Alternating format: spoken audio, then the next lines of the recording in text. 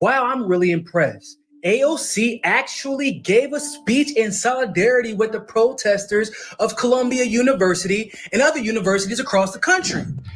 It is especially important that we remember the power of young people shaping this country today, of all days, as we once again witness the leadership of those peaceful student-led protests on campuses like Columbia, Yale, Berkeley, and many others. Now, look, I know I've had my criticisms about AOC, but I truly think it's dope that... Hold on. Is that a picture of AOC and Joe Biden? Hold on. Was this picture taken the same day as the speech with her showing solidarity with the university protesters? Nah, bruh.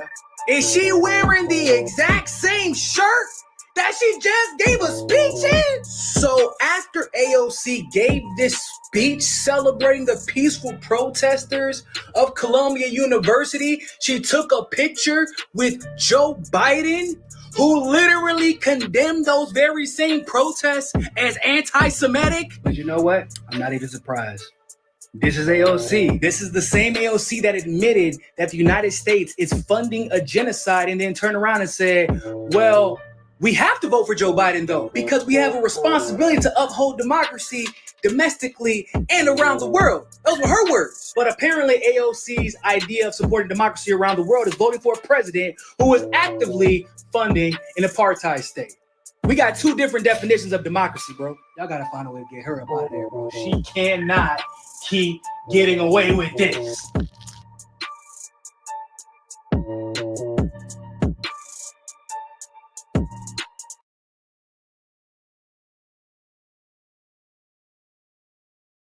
President Joe Biden has condemned the students protesting against the genocide that he's funding as anti-Semitic. Man, Joe Biden is really going to go down as a bottom five president when it is all said and done. Here we have President Joe Biden committing the cardinal sin of conflating Judaism with Zionism.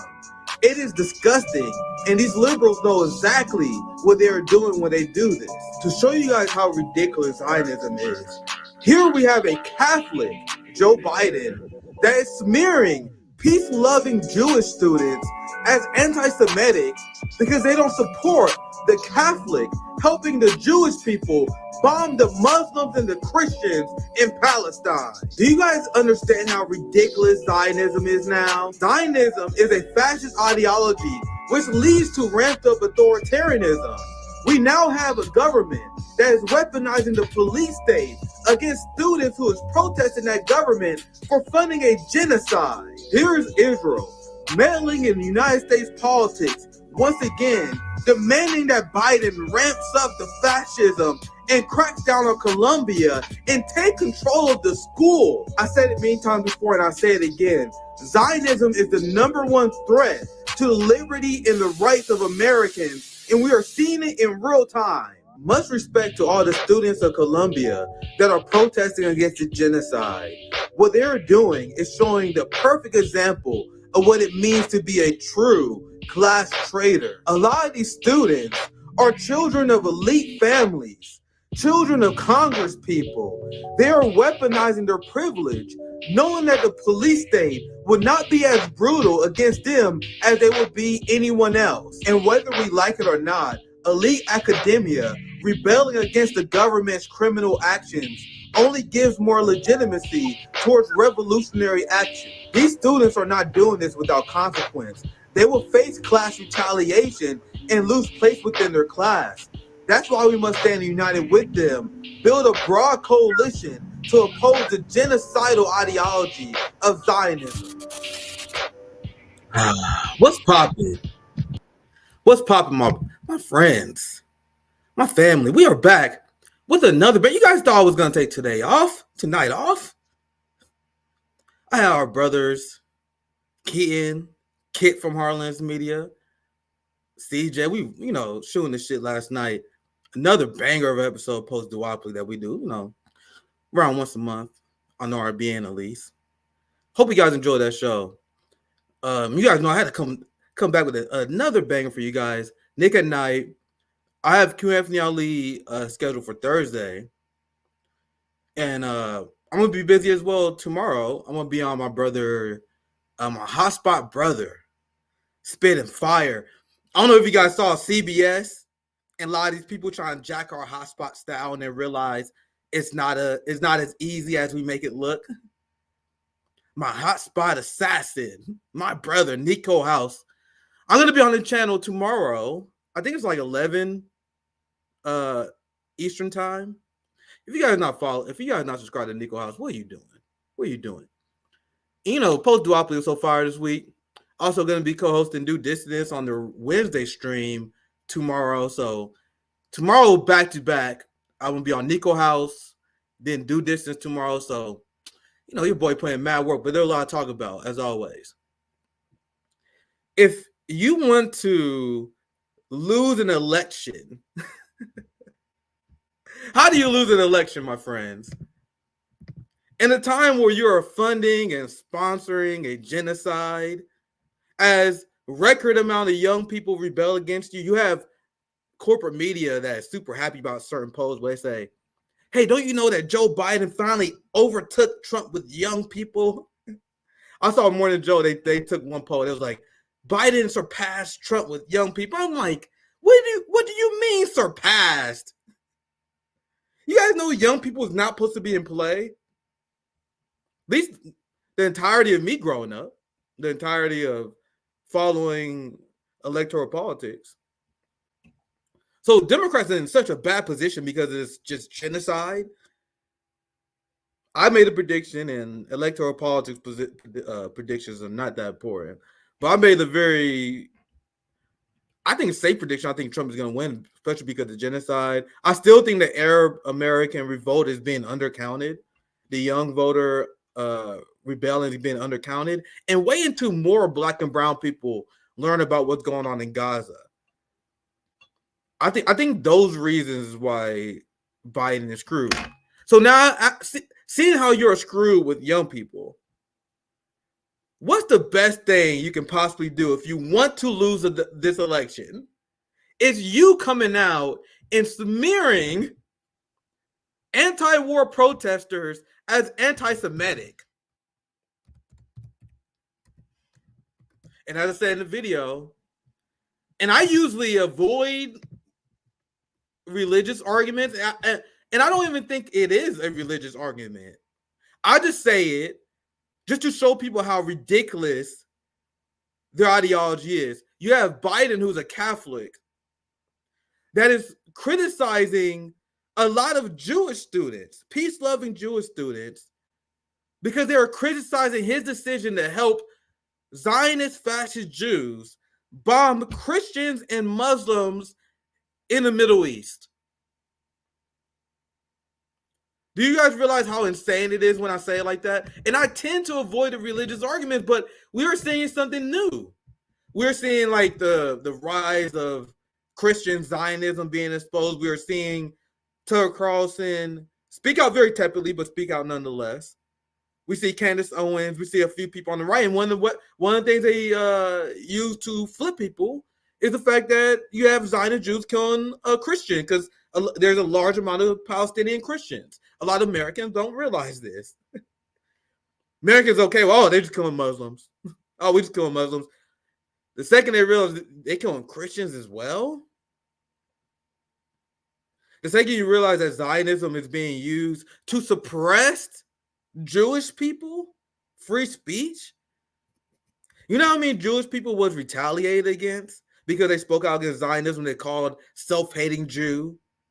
Now Biden is reaffirming this harmfully anti-Semitic culture that Zionism created, where Jews don't have freedom of speech.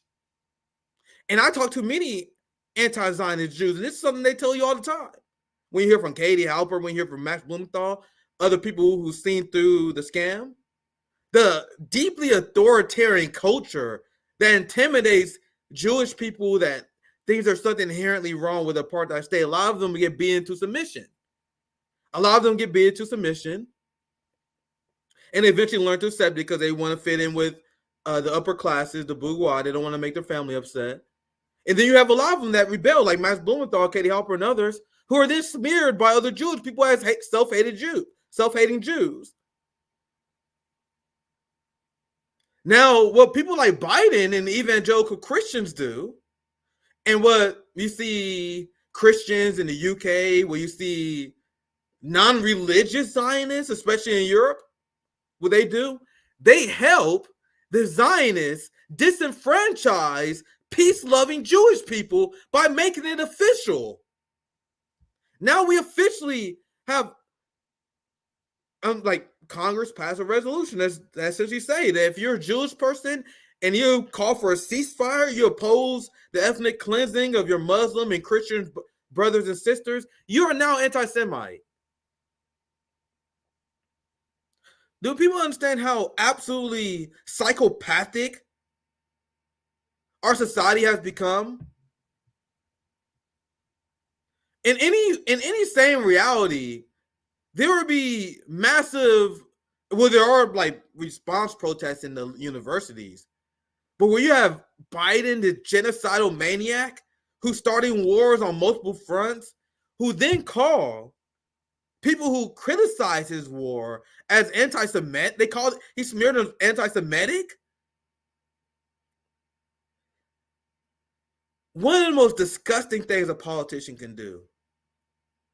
We know fans of Trump's here. We are the post-duopoly. That's why I call it the post-duopoly show. It's called the post-duopoly because we don't do that bullshit where we try to pretend that Trump is any better. But I roll my eyes. There's nothing more cringe than the people who believe that Biden's a lesser evil over Trump.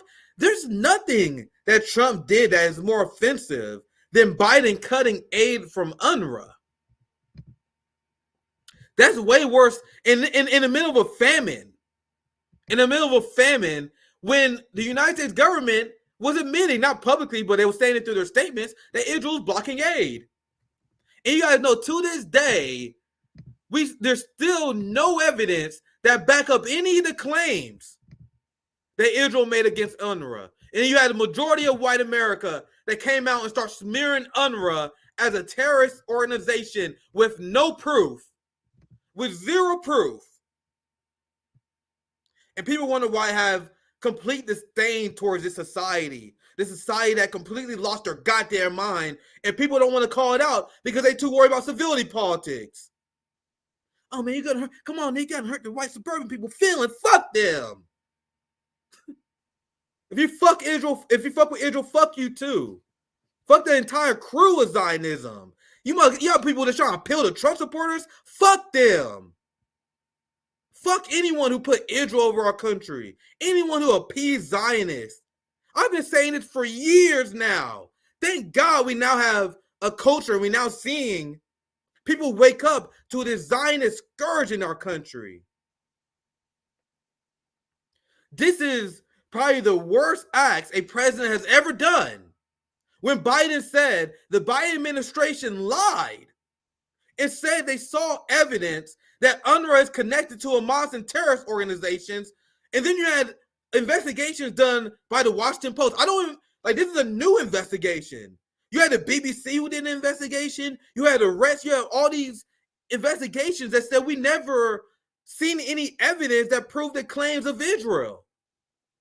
The fascist West take the words of Israel, the most psychopathic lying country in modern times, as fact. You had Israeli public officials for years say they wanted to dismantle UNRWA. They was saying it weeks before they launched the PSYOP campaign. Talking about how UNRWA is a threat. You had Morning Joe segments. We had people from the ADL. You had all these people, all these Zionists that was running these segments months in advance, talking about how UNRWA is a threat. Now do you guys see why the propaganda reports that we do on RBN is so important? Now do you guys see why I watch corporate media, even though it may be cringeworthy? Because I see what the establishment doing way before they actually pull the trigger.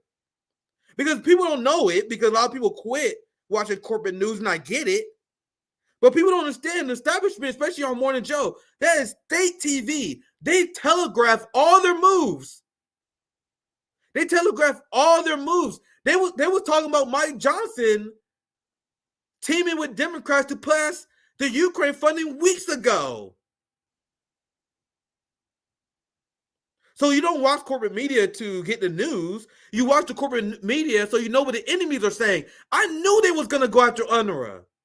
They was having segments in October and November on MSNBC, CNN talking about it. So I'm gonna go against the grain. I'm gonna say what a lot of people don't say. And I think some people disagree with me, and that's fair. I do think there's value in watching corporate media now, because we see exactly what the establishment is going to do. We see exactly what their messaging is. Why do you guys think I'm able to dismantle Robbie? Why do you guys think I'm able to dismantle Destiny? I'll do these Twitter spaces. Why have these right-wingers, they invite me on? I've been dismantling these people in Twitter spaces. My friends, it's because whether a lot of people don't know it or not, a lot of these people are duopolists. They just repeat. If you're a Republican, they will never admit it, but they repeat what they hear on Fox News.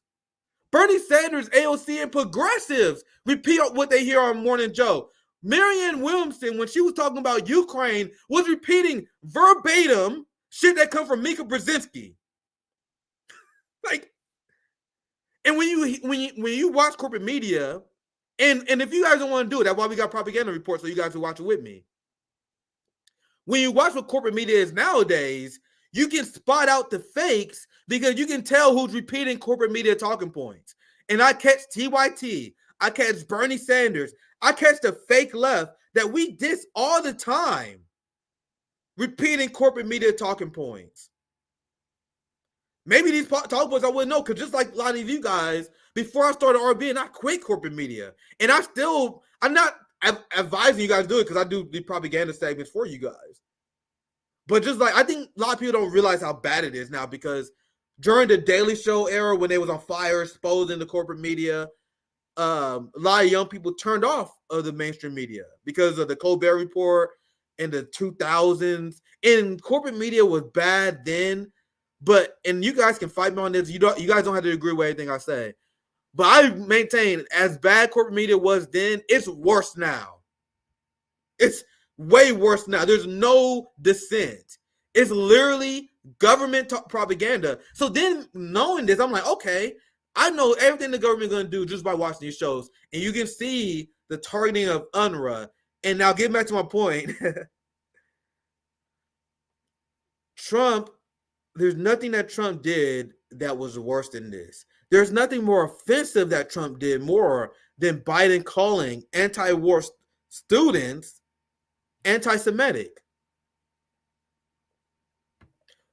What is more offensive that Trump said than calling people who are against Joe Biden bombing children? You guys know there's a mass grave in Al-Shifa that was just discovered, 300 bodies. You had Israel that was executing children. I didn't have this receipt planned, but I know I have it somewhere saved. Truly despicable. Like, we're literally hearing about Auschwitz level shit that's happening under Joe Biden. Here it is. This is Auschwitz level shit. More than 300 bodies found in a mass grave at Nasser Hospital in Gaza, including children executed with their hands tied behind their backs. Children executed with hands tied. White America, I need you to hear this again, because white people love them some Israel. You guys think that Muslims are terrorists. You guys think black people are violent. This is your allies, white America. Listen to me. Your allies kill children with their hands tied behind their back, behind their back. And you guys think Hamas is terrorist. You guys realize, if I accept the worst premise, the establishment premise of Hamas, Israel is still worse. You guys realize, even in the stated propaganda about Hamas don't execute entire family members. They don't wipe out entire families at once. They kill the IDF. There may be victims during assaults, and a lot of people won't say this. I'll be one of the few people that say this. Hamas contends that there was no goal to kill civilians on October 7th. They would just take hostages. No one would say this. People say Hamas want to kill civilians. They never say that. Hamas say they don't have intention to target civilians. But they say IDF And any people who assist the IDF, they don't feel as civilians. But you guys realize that even with their interpretation, Hamas don't execute entire family members. So what has been confirmed is that Israel, when they target members of Hamas, militants, they decided the best time to kill them is when they are at home with their children. You guys understand that? They say that's the best time to kill them. And most of the time, a lot of the times, these strikes wipe out the entire family as designed. Because they don't want to create, they want to kill the next generation of resistance fighters as well. So by Israeli policy, it's okay for them to execute entire families if they are even remotely associated with anyone in Hamas. You guys realize that the worst interpretation of what Hamas is not that Hamas don't go after family members. There is no reality in which Israel has the moral high ground over Hamas. Not a single motherfucking one. You understand? And there's a reason why you won't see me on Piers Morgan. There's a reason why the Hill won't take a fucking chance on me anymore. Because I'm not going to fucking wedge and create an opening of weakness. These people create an opening of weakness. Yeah, I condemn Hamas. Okay, what the fuck? You just gave away your entire goddamn premise. This is why I don't consider you good on this issue if you condemn Palestinian resistance, because I would dismantle these people if I was on Piers Morgan and he talking about, do you condemn Hamas? I commend them because they're going after the most fascist, violent criminals known in modern human history. Doing shit, the likes we haven't seen since Auschwitz, my friends. And I know I'm unhinged right now, but why isn't every live stream like this? Why isn't everyone fucking live on YouTube doing this? Do you hear what I fucking said? Children executed with hands tied behind their back. Meanwhile, you got people on YouTube. Oh, I'm gonna report on the news today. You got people using genders. Isn't gender weird? Oh my God, the trans issue. Isn't the trans issue strange? Oh my God, women in sports. Trans women in sport. Shut the fuck up. Shut the fuck up. All of you guys doing this shit. When you got our government sponsoring murdering of children. And you talking about, oh, there's migrants. There's migrants in my cities. Fuck your cities. There's migrants in my city. Migrants are taking some money as we send millions to Israel. Fuck you. Like, what the? You understand we live in the most evil empire in modern times? I'm going to read this again if you guys understand why I'm mad, because I trigger myself. More than 300 bodies found in a mass grave at Nasir Hospital. Sorry, I misspoke earlier. I said Al-Shifa. So I wanted to correct myself. I obviously misspoke. So I keep saying Al-Shifa, but you guys understand that Israel completely dismantled the medical system in Gaza, in Palestine? The entire medical hospital system completely destroyed. Something that was considered off limits. We're seeing white people, we're seeing the West rebel against international law. Our hospitals forever was considered off limits. Using starvation as a tool of war was forever off limits. Collective punishments was forever off limits. Now you got Piers Morgan. You have all these white people doing shows justifying it. Rebelling against international law. And who's standing up against them? South Africa. Nicaragua. The global South. The same country that white people think are shitholes. They're the only countries that are standing up for international law as white people want to tear it up. Who's standing for international law? Africa. Who's standing for international law? China. Who's standing for international law? Russia. And I'm going to be the only channel who don't give a fuck about losing subscribers. Yemen, thank you, Didi. Ansar Allah, all the people you guys told me my entire life was fucking terrorists, they're the one who wants peace. I'm the only motherfucker who don't care about losing subscribers because I'm not here to protect your feelings. I'm going to tell you guys exactly what the hell's going on. This Western chauvinism you live with this your entire life, your worship of capitalism, the reason why you don't want to call yourself a communist is because you're like, oh yeah, we do fucked up shit, but isn't our society great? No, it's not. You live in a society full of genocidal mass psychosis. You guys stole untold trillions of dollars from the global south. Hundreds of millions of dollars being stolen from the Africa and the global south, and you guys still have poor white people. How is that possible? You guys stole the wealth from black and brown countries. You guys stole the wealth from Africa, from South America. You guys stole all our goddamn wealth, and you guys still have poor white people. And then those same poor white people are fucking patriotic. The most counter-revolutionary motherfuckers, bootlicking celebrities, bootlicking Elon Musk, poor as hell, didn't benefit from colonialism at all. This is the image I always use. We doing it live. This one, damn, I need to make it big stream. Open image and new tab. Oh, damn, it's too small. Damn, this shit hella small. Let me see if I can find a bigger version of this picture. I share this all the time. I'm gonna beat you motherfuckers to class struggle and revolutionary politics, or I'm gonna force you guys to unsubscribe. I don't know if you guys can see it. I'm fucking mad I can't find a larger version of this picture. But you know, this is why like I find MAGA and I find these people with this thing, like poor white people advocate against free healthcare, advocate against socialism, and you guys stole all the wealth of of the rest of the world, and you're still poor. You're still poor, but you're patriotic to this country.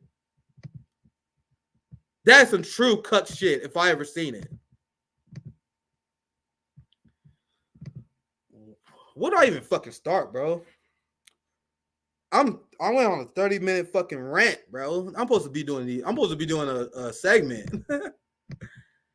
Let me collect myself. Dude, you know what happened? I pulled up that receipt of the massacre. Like, I've been avoiding a lot of this stuff. Cause you guys know I'm already as radical as it comes. I don't need to see dead children. I've been avoiding that shit. But I know what's going on, man. I've been reading about what's going on. We're seeing Auschwitz level shit. Oh wait, thank you, Didi. Didi sent me the bigger version. Thank you, Didi. Big shout out to our friend here. Our friend Didi. Let me check. Here it is. Oh, look at Didi with the fucking banger. I'm retweeting. I don't care if this is old. Our friend Didi with the fucking banger, bro. But I tell you, our community is just, killing the damn game.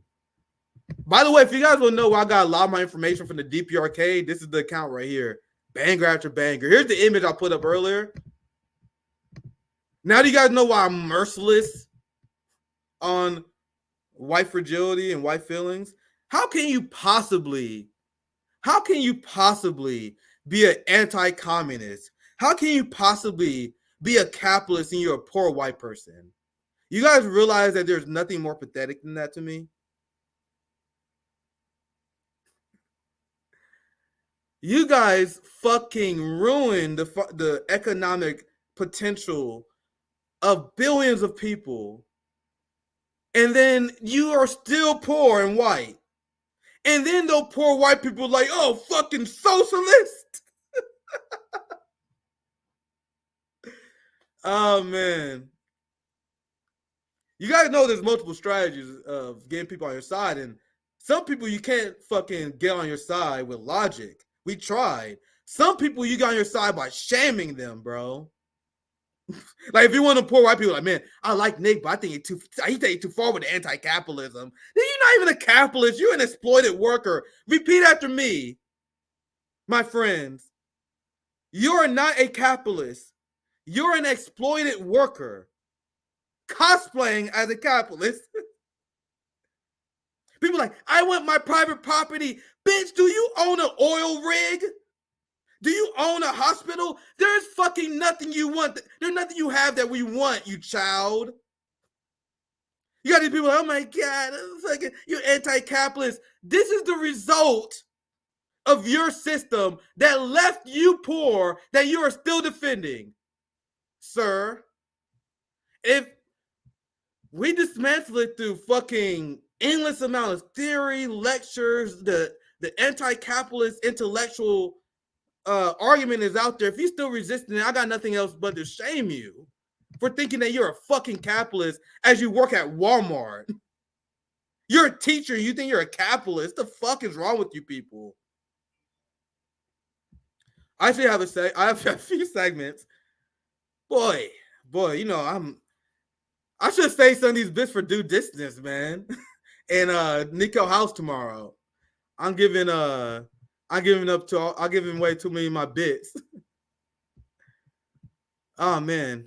I'm supposed to be doing this anti-Semitism story, and I went on a 30-minute completely unhinged rant. Now I'm like, hold on, let me get my notes together. I actually had a planned show for you guys. Leave a like, subscribe. As I get my shit together, I'm gonna unapologetically promote our merch. I also have a few other ways you guys can support RBN and the channel. I'm like, I was seriously thinking about going to Colombia, but was like, fuck. Like, I take pride in the fact that I'm a working class journalist.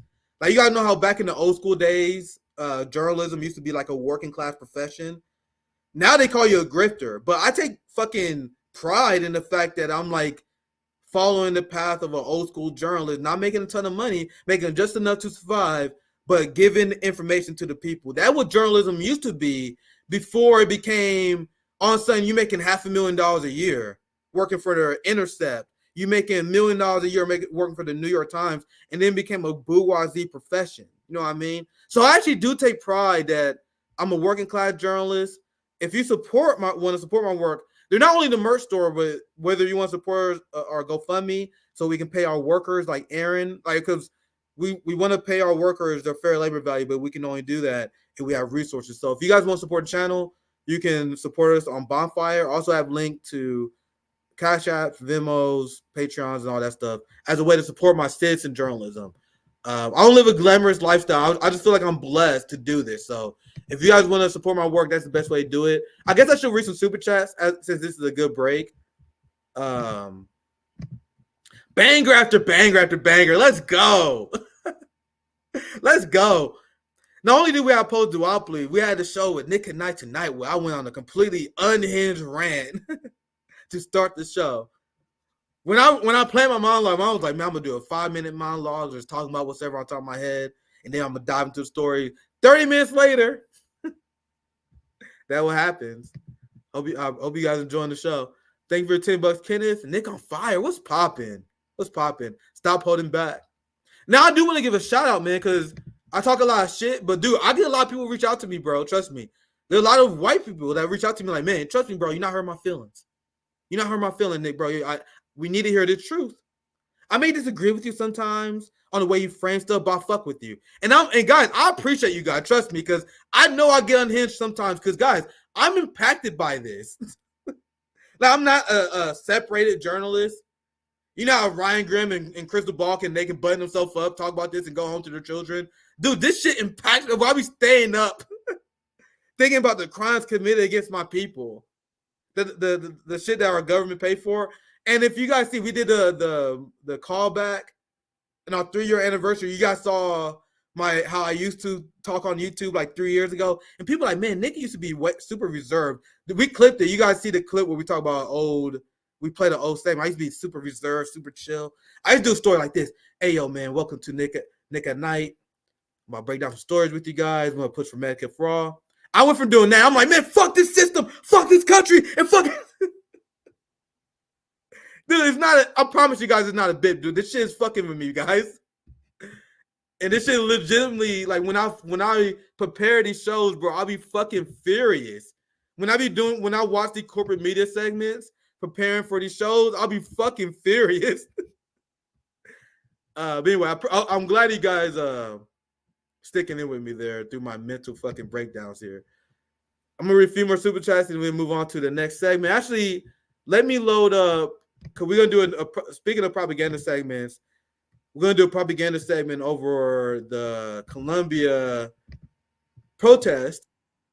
And I want people to understand, and there's a reason why I framed it in my title like this. Everyone should. People are pretending it's about anti-Semitism. People saying this and that. No, this is the ruling class being furious about a new Vietnam, an anti-war protest, and a narrative that's completely gone. They have gone so unhinged. They're even considering banning TikTok because they lost the narrative so bad. We're seeing an increase of authoritarianism because they can't sell their wars anymore.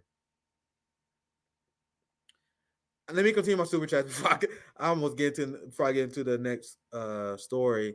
Thanks for the $5. Baser maternal rage. Nick's too based. Better get this stream into RMBL. Invoke Article 6, Big Poor at Night. What a base super chat. Appreciate you guys for watching. We got a new member. Oh, yeah, you just like the super chat. So maybe a newer watcher, let me know. Maybe you just decided to support us now. I appreciate it. I support all the new viewers that we're getting. Anyway, big shout out to Baser Maternal Rage with a base name as well. It wouldn't let me spell out Rumble. Maybe YouTube censors Rumble. I'm not live on Rumble right now. For some reason, I'm having tech difficulties on setting up Rumble for some reason. I used to be able to do it. It's not working. That's why I'm not on Rumble. Not sure. I'm gonna just post a live. I'm probably just gonna post a live stream replay on Rumble. We used to have Rumble replays that post automatically. I don't know why it doesn't do that anymore. You guys see, I'm a fucking boomer, man. Thank God I have CJ and Aaron. I couldn't figure this shit out on my own. Thanks for the $4.99, Zach. Thoughts on Dave Smith, who's pro-Palestine but condemns Hamas. My mom and brother are unhinged. Oh, Jesus Christ. Jewish Zionists. They absolutely hate my stance on this.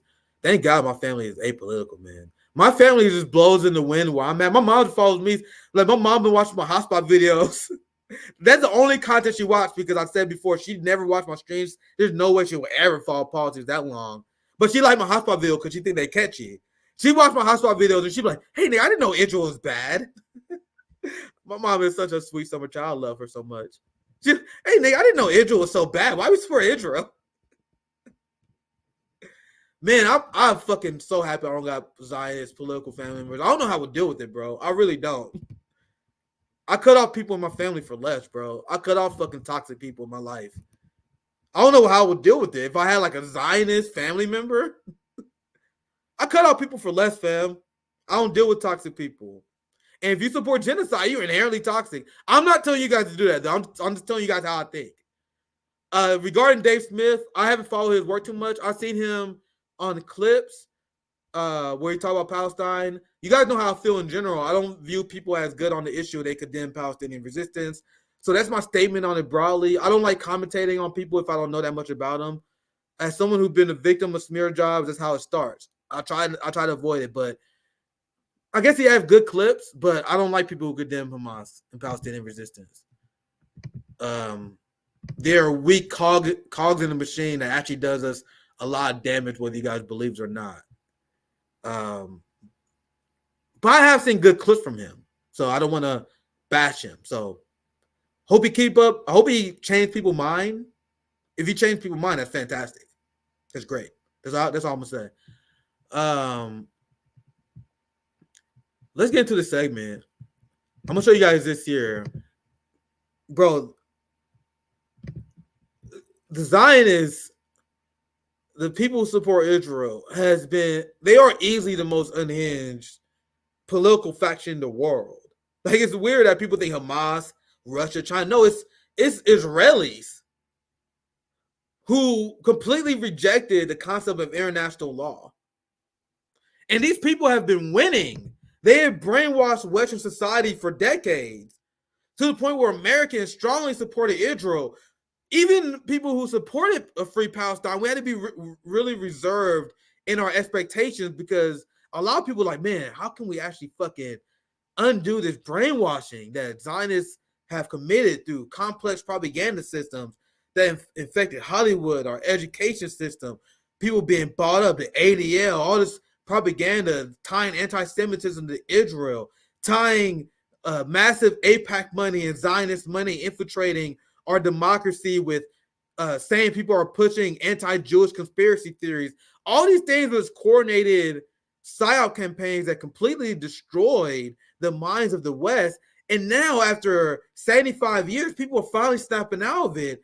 And now we're seeing how people who've been winning this entire time, how they actually handle losing the narrative. On the left, in the West, is about shifting public opinion, which we have done on so many issues, especially on economics, especially among our generation, who is extremely anti-capitalist, extremely anti-imperialist. So now, after losing the narrative for the first time, we're seeing what the Zionists are truly like. Vietnam, it's all right. They're not protesting us. All right, they're not protesting us. Bro, now people are turning against Israel in their war. We really see how much these people are psychopaths, and people knew it. There's this clip of Seth Rogen that Hotspot tweeted out that Seth Rogen, he's like, man, I reject what I used to say. Seth Rogen's like, bro, I'm afraid of Israelis and Zionists. He's a Jew, and he was from Hollywood. And he's like, man, there's a lot of pressure from us to support Israel. He's like, I'm a Jew, and I'm afraid of these people. And he was forced to walk back those comments because they resurfaced. And that's how it was. You had these people that have been silently being mafia members behind the scenes. They working behind the scenes in the shadows. And now you got the light that is now being it's being shined on them. They're being exposed in our society in a way we never seen before. I got respect for Matt Taibbi, but you got to see how Matt Taibbi is afraid to cross them. Think about how many people are afraid to cross. When that interview with Sabi was very disappointing, to be honest, man, my friends. But think about how many people are afraid to cross. They're like, oh, man, come on, man. I never got, Israel, Palestine. I was just like, come on, man. It's too complicated. No, it's not. I told you guys that's the easiest issue to get. All you got to do is look into it. It's an issue of colonialism. The easiest issue to understand in the world, and people like Matt Taibbi and others pretend they're like, oh no, come on, man. Is it so complicated? No, it's not. You guys are just a fucking cowards who are afraid of Israeli fascists. And what does that say that they're afraid of them? Doesn't that prove my point that they're afraid of them? Are they afraid to run hit pieces on Black Lives Matter and do anti-Black shit I see all the time in the media? They're absolutely not. That's the entire right-wing media sphere. That you can do anti-Black, you can do anti-Latino shit, you can do anti-Muslim shit, but then when you talk about the Zionist genocidal Jew, oh my, come on, man. Come on, man. You don't want to be insensitive, man. And people are not wondering. People are not fucking worried about that. They're not impacting anyone. So now we're seeing some absolutely unhinged shit that's coming from these people who control the narrative for a very long time. Look at this headline that you guys probably already read already. Opinion. I survived the Holocaust. What I'm seeing happening in Berkeley is frightening. What did I tell you guys? Fuck Suzanne DeWitt. There's a special place in hell for you. There's literally no more disgusting person in the world than the people who use the real pain and trauma of the Holocaust. You survived something so traumatic, and now you're weaponizing it so you can have your own Holocaust? You're the most evil motherfucker on the planet if you do that. You're the most evil motherfucker on the planet. You guys understand that we killed 3 million people in Korea? We killed millions in Vietnam. Imagine if you survived the Korean War and then you advocate doing your own genocide. That's what it's so disgusting. I would say same thing if you're a descendant of slaves. Imagine if you're a descendant of slave and you have a Black person in America talking about how we need to bring slavery back. Nigga, what? It's even absurd to say it because you know how bad he would get fucking cooked if someone says something like that. But Jewish people say that shit all the time.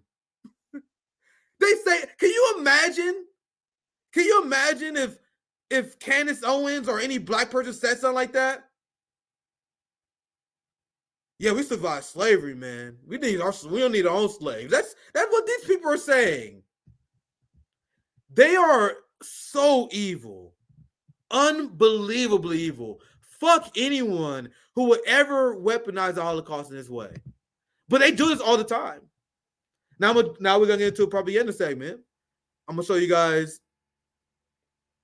This is a segment from Morning Joe today, covering Colombia, and you're gonna see how much the ruling class really despise these protests, despise people speaking out against the ruling class.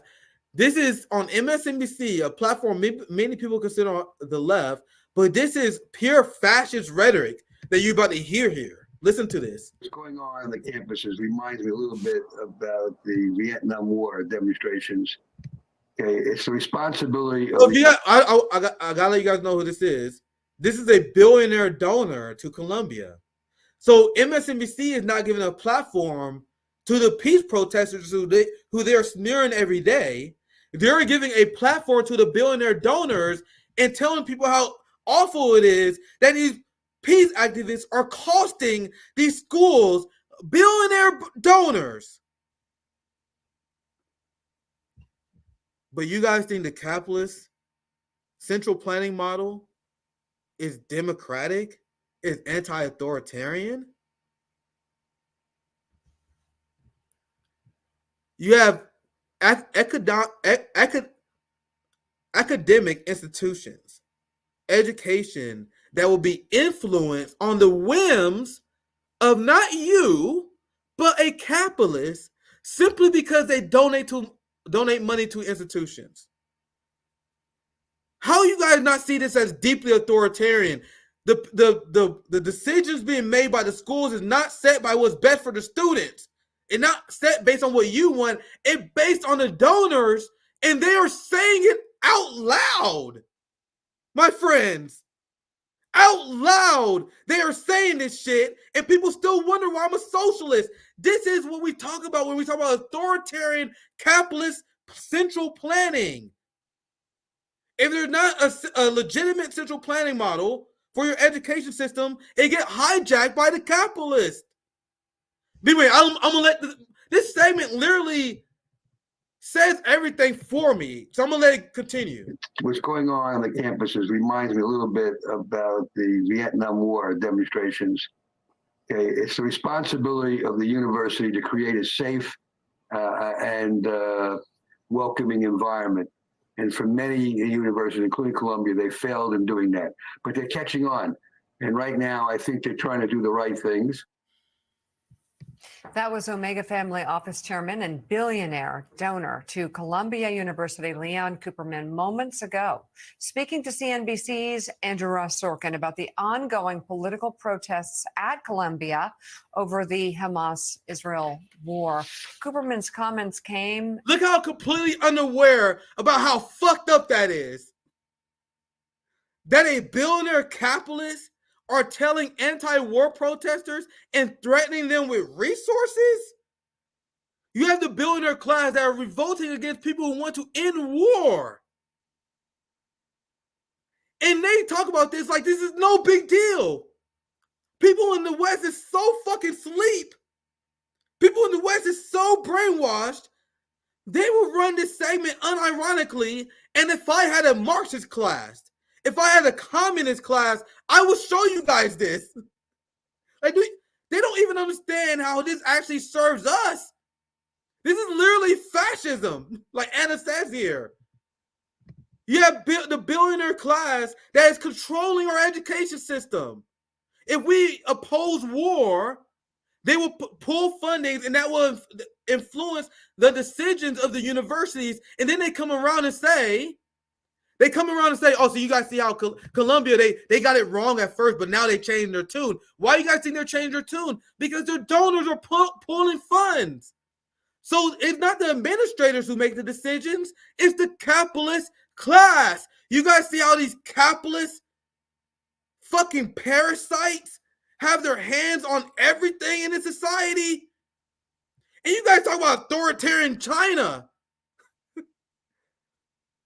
This mass psychological abuse, as I see one of our commentators say here, is so pervasive in our society. Most people don't even realize how brainwashed they are that they can do a segment like this and they don't even realize what the fuck they're saying. But anyway, let me go back. I'm gonna let it play some more. This is truly unbelievable. This is even worse the second time watching this, guys. Believe it or not.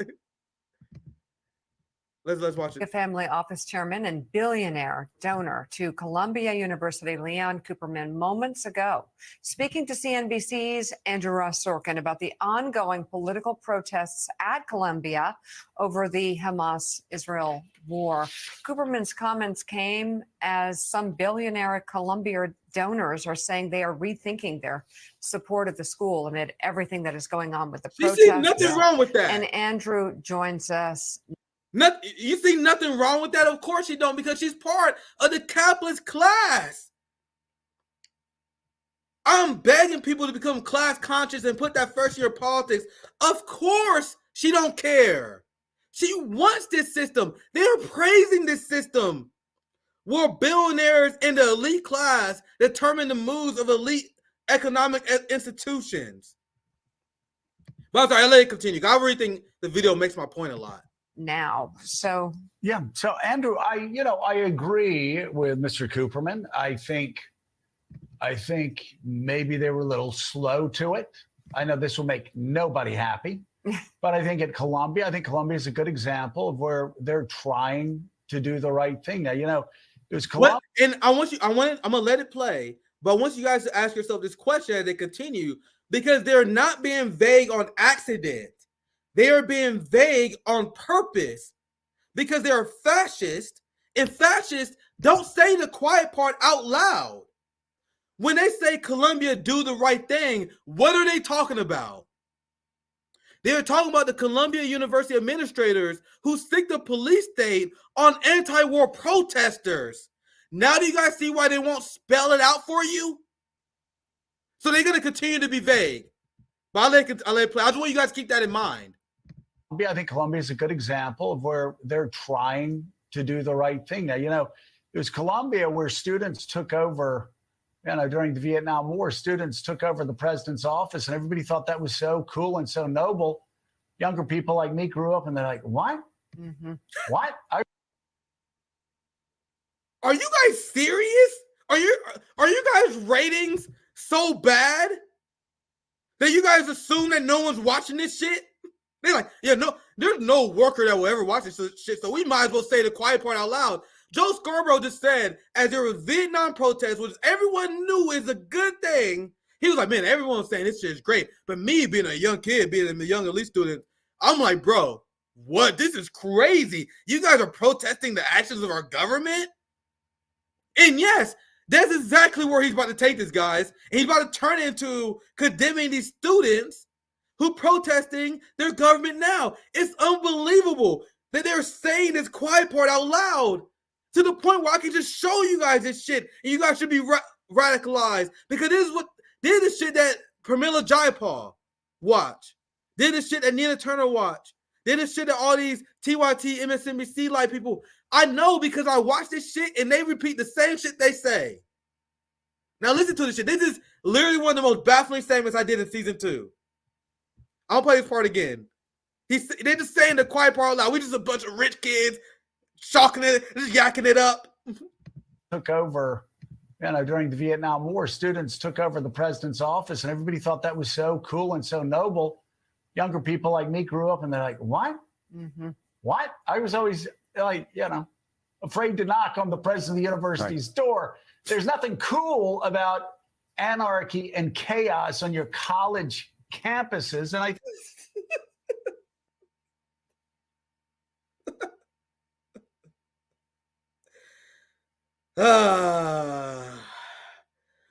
our society lost their fucking mind. You guys realize this is dominant white society right here.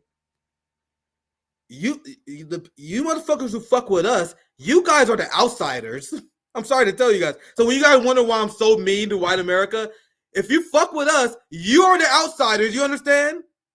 This is the dominant society in our country, where they condemn people who protest our government, and they get mad at people for causing anarchy instead of blaming the government for doing criminal actions, which causes the anarchy. The thing that's supposed to prevent the ruling class from being criminal, if we're being corrupt, is to prevent social unrest, prevent anarchy. But our ruling class decided that they don't have to worry about that because they have police budgets that's larger than every military budget in the world. And then white people, to this day, on God, still speak out against defunded police, as they have a police that is designed to squash dissent, which allows the ruling class to act in viciously criminal ways. So you have people on the right who consider themselves anti-establishment, who's against defunded police, who for giant police budgets, which is designed to squash revolutionary movements. Who the fuck do you guys think gonna protect Nancy Pelosi and the establishment? The amount of Tucker Carlson, dumbass right-wingers who support the police state while being anti-establishment, this is why. The police state is being weaponized on these protesters now. They're giving criminal records to these people now. And there is no feeling from the ruling class to prevent this, because why do you guys think there are cop cities popping up all over the country? Cop cities are popping up all over the country because they see more people becoming more militant. They're seeing more people becoming anti-establishment. They're seeing young people reject capitalism. You guys want to know the highest demographic that is rejecting capitalism? Young Black people. I reported on this in the early days of RBN. I used to tweet about it all the time. The highest amount of revolutionary action, the anti-capitalist movement, is being driven by young people, especially Black young people and Latino young people. Why do you guys think the right wing is so obsessed with pushing culture wars so white people will be distrustful of RBNs and be distrustful of the Black and brown people of color? They do that because they're trying to break up the class consciousness that is building. And if that class consciousness ever come together and there's mass uprising, because I am a scientist, I'm a Marxist. Marxism is a science. The more the government continue to fail, the more they loot the working class, revolution and dissent is inevitable. Different populations have different breaking points. But America is at that point where people are here in the streets. You have people who hate socialism that are now organizing with unions, right-wingers support unions. We're seeing the establishment rebel in a way we never seen before. So that's why you see Cop City popping up. That's why you see the NYPD in the fucking subways. You seeing the police state ramp the fuck up. And you want to know who's cheering it on right now? White America. White people like, you defund police, people are crazy. Nigga, we need giant police budgets. I feel unsafe. We got the highest police, but we got police budgets that surpass other countries' military budgets. Do you guys know that the NYPD police budget alone in New York alone is 3 times higher than the North Korean military budget? Do you guys, you know the country that we call extremely militaristic? The NYPD gets 3 times more money than the North Korean military. And white people want the police to get more money. And you think you're anti-establishment? Why you think they're ramping up the police state, you motherfuckers? Why you think they're doing that? They're getting ready to quell dissent. They're preparing for the revolution. And you guys see how Joe Scarborough hates the concept of these protests and quote-unquote anarchy. And that's the real reason white America will oppose defunded police. You will never hear this on any other fucking channel. The real reason why white people oppose defunded police, because they are counter-revolutionary who don't want the revolution to come. The Tucker Carlsons, all these people who pretend They want a revolution. They actually secretly want that buffer. The PMC class want that buffer. I told you guys, I'm not one of them motherfuckers that back down from my positions. I'm one of them motherfuckers that will stand on the hill alone. I will stand on the hill alone, defending my position and daring motherfuckers to tell me how I'm wrong. And no one is able to do it. Why you guys think I don't get invited on shows no more? I go on my homie show. I'm gonna be on Nico House and do dissonance. But why you guys don't see why you guys don't think I'm on the hill no more? Why you guys think Destiny don't want to talk to me no more? Why you think these Twitter spaces while I lit on fire, they want to avoid me nowadays, bro? I shatter your fucking narratives. But anyway, let's continue this segment, because this segment, you guys see what this segment is bringing out of me. This is truly insane stuff. So I'm gonna finish this segment. I still got a lot of stuff to cover for you guys, but I got a lot of content to cover, so I got this extra credit. Thank God. I'm gonna be with Nico and do distance tomorrow, so I can't do a long stream tonight, guys. You understand? I'm gonna make a hotspot tomorrow. You guys know I'm dropping a hotspot for a fucking week, fam. You know how much work that is. So I wake up in the morning, make my hotspot video, about jump on Nico House show, about eat a fucking burger or something. Then I'm gonna go and do dissonance tomorrow. So I'm gonna have a busy ass night. So I'm gonna try to finish this segment I had planned, but I don't know if I can do a super long stream because I'm gonna be out there all day tomorrow. So let's finish this segment. This segment's gonna get crazy. Wait till this motherfucker chime in. Wait till this fascist. Woo! This is probably one of the fucking craziest segments I've seen in a while. I'm gonna go back a little bit because I ran it for a while. I want you guys to get full context. I might take a little smoke break. So I'm gonna let it play for a bit. I'm gonna come back with some fire. That's what I'm gonna do. It was Colombia where students took over, during the Vietnam War, students took over the president's office, and everybody thought that was so cool and so noble. Younger people like me grew up, and they're like, "What? Mm-hmm. What?" I was always afraid to knock on the president of the university's door. There's nothing cool about anarchy and chaos on your college campuses. And I think sometimes these administrators, I don't know if they came straight from academia. I don't know what their problem is, but they're paid to be adults. They're paid to keep people safe. They're paid to have an orderly environment where students can learn. So I think Mr. Cooperman may be what right Joe there. Scarborough is advocating for is for students don't have the right for freedom of speech. He's advocating for the fact that students should not have the right to freedom of assembly. Do you understand the fascists we are dealing with among our society and corporate media? They're getting it. Better late than never. Well, look, one of the things that just happened today is they've just announced they've gone hybrid effectively for the rest of the semester as a way of dealing with it. Now, a lot of people have said that means you're not controlling anything. That means you're effectively giving up. You're saying you can't control the situation. Now, maybe that's the practicality of where we are. But I think I'm sorry I keep interrupting this, but do you guys know why the like clotting gays who they got fired? Do you want to know why some of these campus administrators resisted their cause? Because these campus administrators supported Zionism, but then they quoted the First Amendment.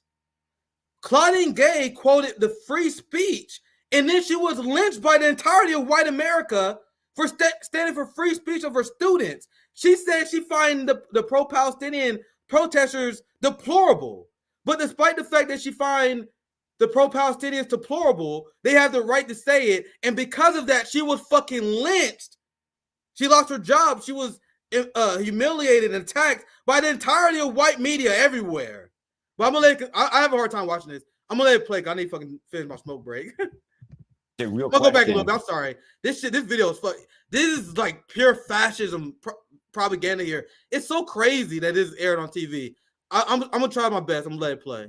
Hybrid effectively for the rest of the semester as a way of dealing with it. Now, a lot of people have said that means you're not controlling anything. That means you're effectively giving up. You're saying you can't control the situation. Now, maybe that's the practicality of where we are.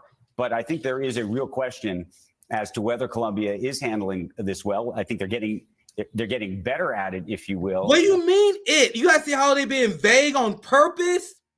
What do you mean? Say it with your chest, sir.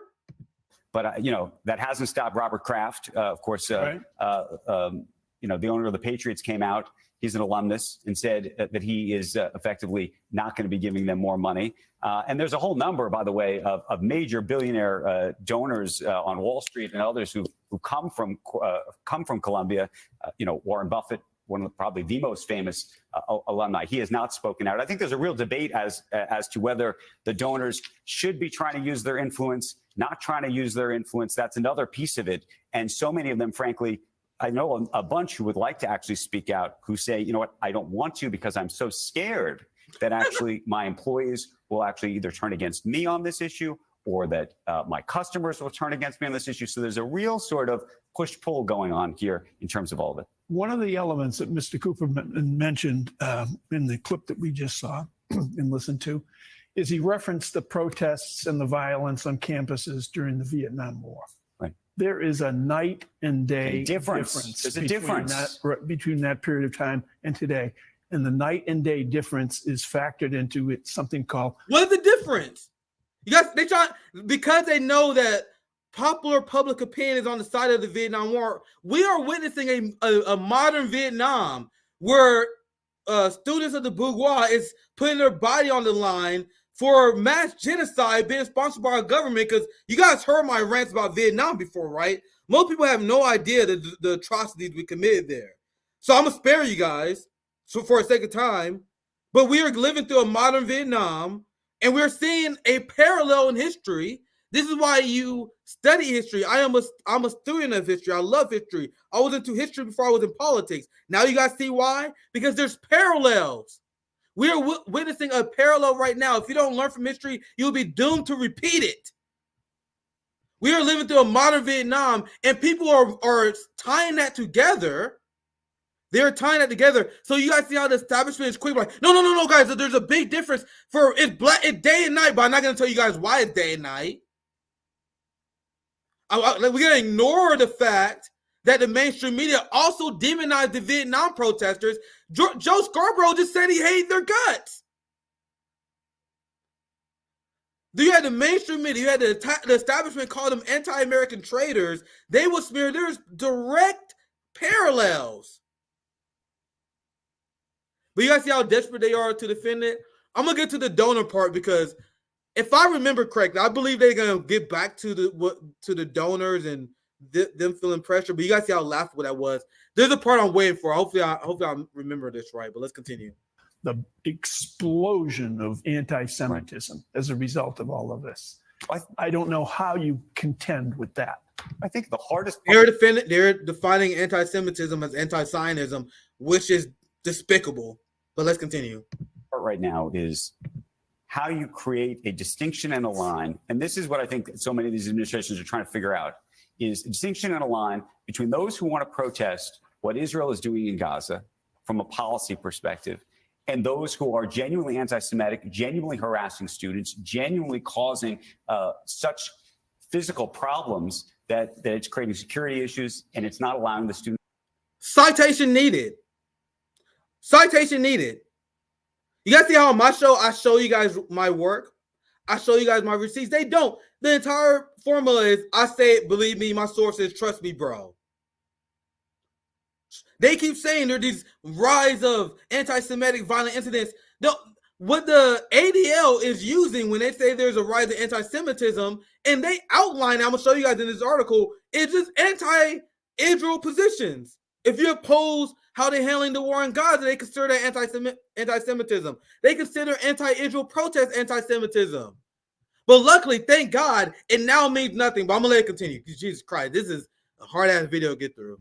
And those who are genuinely anti-Semitic, genuinely harassing students, genuinely causing such physical problems that it's creating security issues and it's not allowing the students to learn. And it's shocking to me that the administrations can't figure out how to actually deal with this in a meaningful way. And there's, by the way, been a turn on the donor class, interestingly enough, saying that they shouldn't actually be using their influence. That's the other piece of this that I just wanted to mention, which I find so hypocritical. You have university administration saying, we shouldn't be listening to these donors. Why should we listen to these donors? The truth is that these universities have been selling influence, peddling influence to alumni for the last 50 years. Yes. That's the entire product that they're selling. They're saying, hey, we would like you to give us money. And by the way, if you give us money, we're going to allow you to have dinner with the president once a And year. your stupid kid can get in. And your kid can get in. If you give us more money, you'll have 5 dinners with the president. Now you say, oh, I don't want to give the money, or I have a view. Talk to the hand. And I think it's just a fascinating development in terms of what we're seeing. Yeah. Hey, Did he just say what I just think he just said? Did you guys hear what I just heard? This man was advocating for the rights of the donors to speak out and peddle their influence. Because he was like, it's very rich. You guys see that? He was like, it's very rich that these administrators are willing to take their money, but then you guys want them to be silent on these issues? Bro, on MSNBC, bro, they were literally advocating for the donor class and literally getting upset that the donor class feel pressured not to speak out in favor of genocide. They're upset that the speech of the ruling class now has consequences. You guys realize that is what these grown-ass people, these grown-ass children, that is what they was arguing with their chest. Grown-ass children. These are the people that Mediaite consider to be more reliable than us. Remember, Mediaite ranked us as the most far-left extremist network in America. And then they say they're also unreliable. You want to know who you should get your news from? You should get your news from Morning Joe. You should get your news from CNN. Y'all see why I got to dismantle these people? They are children. Actually, before I get this, I'm gonna show you guys what these clowns define as anti-Semitic behavior. Concerns over anti-Semitism rise as Jews begin observing Passover. Let's see what they mean by this. I mean, you know what? One of the things that could cause the rise of anti-Semitism, I don't know, maybe if you tie Judaism or any religion, any of their faith to a country that's currently committing genocide, that's committing vast atrocities, and you say that in order to be supportive of Judaism, you must be supportive of Israel. That's how you create anti-Semitism, is tying what it means to be a Jew to Israel. And I said this many times before, and I will say this on Piers Morgan, if I ever get an invite, CNN, if anyone had the audacity, Zionism made Jews less safe. It silences the free speech of Jews who want to dissent against the state of Israel. And it also put a target on their back to people who may be ignorant and fell for the establishment talking point that Jews support the state of Israel. And as you guys see, Zionism failed in their core premise of establishing self-determination for Jewish people in a Jewish state, because Israel can't even defend themselves without the help of the West. Their mission statement of creating safety for the Jewish people, creating self-determination for the Jewish people, was a complete and utter failure. Objectively. This is what they say is leading to the rise of anti-Semitism. They bring up a single instance of a Jewish man being attacked, which is tragic. This is tragic that this happened. But you want to know where this didn't happen at? A Jewish man was attacked outside of Chicago at a screening of a documentary. Oh shit, let me put this back up. I didn't mean to close it. He wasn't attacked on a college campus. They brought up one violent instance that happens to one person out of millions. And they're like, see this? You see this? A Jew was attacked. We are the God's chosen people. We should never be victims of anything ever. We are the ones that kill. So I would say any action like this, I condemn. I think this is not, it doesn't help the Palestinian movement. Obviously, it's not tied to the Palestinian movement. But you guys see the desperation. How they gotta take one crime out of millions of people. And then, oh my God, the rise of anti-Semitism. Okay, you guys say it's a rise of anti-Semitism because of one violent instance. That means you guys had it good before. Apparently. Let's continue. Okay, that's actually their best argument that they make the entire article. It's taking just one instance that happened. Once again, that didn't happen on the college campus, by the way. They mention one person who said something that is undeniably true. The film director, Jonathan Glazer. Am I a boomer? I don't know. I don't even know who this is. So you guys see how desperate it is? They are literally quoting one person. That's what they're doing now. Look at the title of the article, the title of this article. They know most people only read the article. Look at the title of the article, and then look at how unserious the arguments they are using to back up this quote-unquote rise of anti-Semitism. The ADL says, when you look at their numbers, around 60% of their incidents are literally just pro-Palestinian protests. So what if you don't want to just say that because you realize how fucking hacky that is? You got fucking scrape, my friends. You got to scrape to find instances. You got 4 bullet points. This is all you got? This is all you got?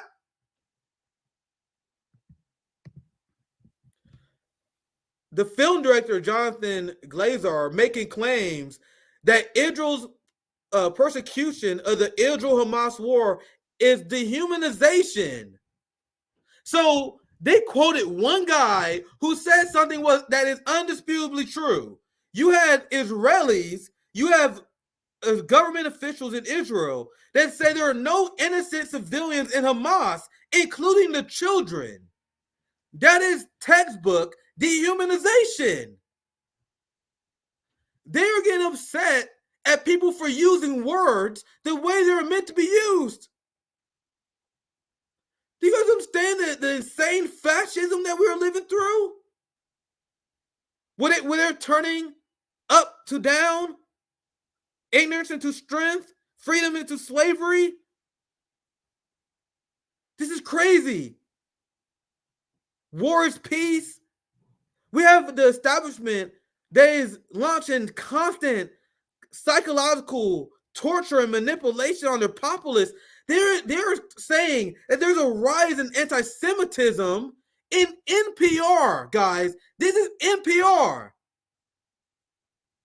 NPR said if you say that the Israeli government is dehumanizing Palestinians, you're an anti-Semite? White people, please. What is going on? What is going on? How are you guys not having these uncomfortable conversations? Once again, I told you guys, I cancel people for less. You guys seriously okay with these Zionist scum around you?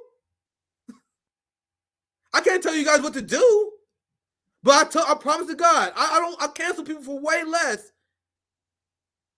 You supporting genocide and calling anyone who speak out against, who said that Israel dehumanizing Palestinians, they're denying Palestinian statehood. They're advocating for collective punishment. What are we doing? You guys see how why I'm becoming unhinged? More and more unhinged every single day. Watching people pretend this is normal. I said it on this stream before. I view Zionists, especially in this moment in time, they're Confederate level scum. There needs to be revolutionary action to strip these motherfuckers of all political power. By any means necessary. You guys see the ideology of these psychopaths? Speaking out against collective punishment is dehumanization? Now I'm still stuck on bullet point number 2.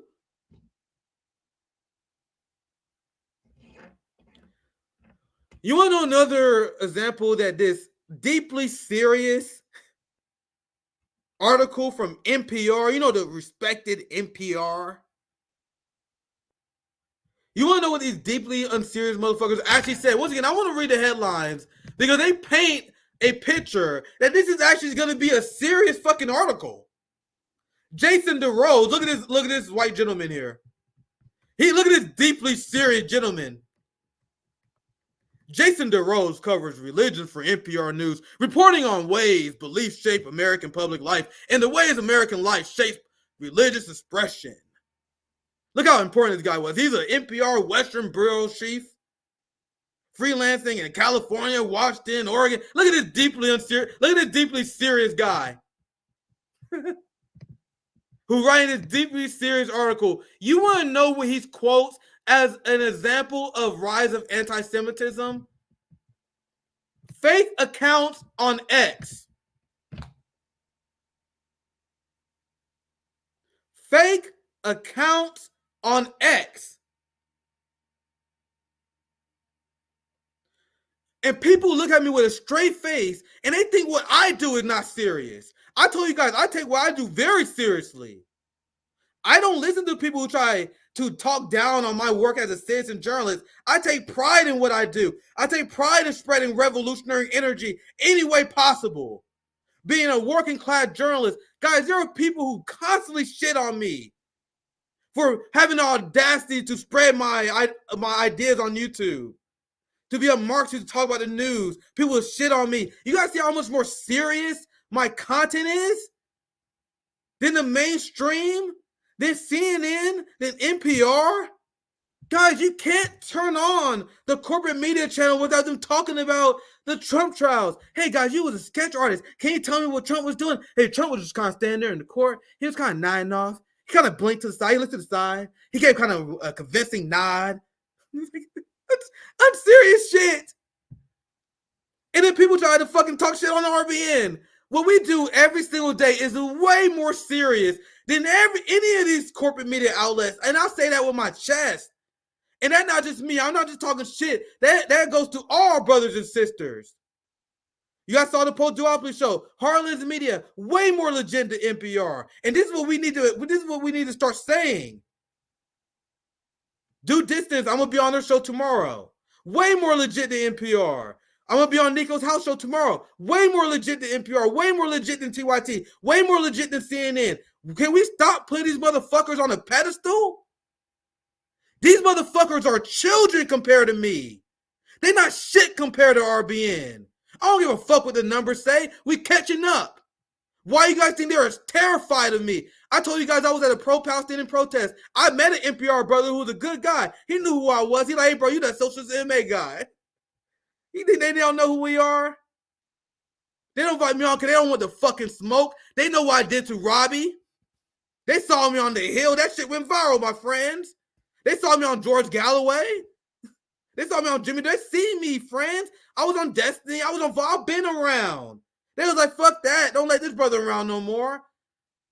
You guys know how I feel about the PMC class. I am hostile to the PMC class. I am hostile to the cornball Wesses who praise Alexei Navalny. They are fucking children compared to us. And this is the energy that we need to bring. Fuck this fucking worship of the PMCs. They have been brainwashed. They have studied for years. They have dined with kings and queens. But they're intellectually weak. And that is what I learned over the 3 years of doing this show. Just being in discourse in 3 years, being around these weak PMCs who dance around their horrible positions. They are weak. NPR is weak. You guys heard Morning Joe. We completely fucking clown them every day. This guy, this deeply serious guy, is writing an article talking about anti-Semitism with fake accounts on X. Now you guys see why I popularized the phrase deeply unserious. Everyone started repeating it around 3 years ago. You guys wonder why? I don't need credit. But people start saying deeply unserious around 3 years ago. One whose Twitter account blew up because I kept tweeting that out. Because I say the professional managerial class, the duopoly, is deeply unserious. There's literally no other way to describe it than that. Because look at bullet point number 4. A forum hosted by the U.S. House Education and Workforce Committee at which Jewish students shared first-hand accounts of being threatened on college campuses.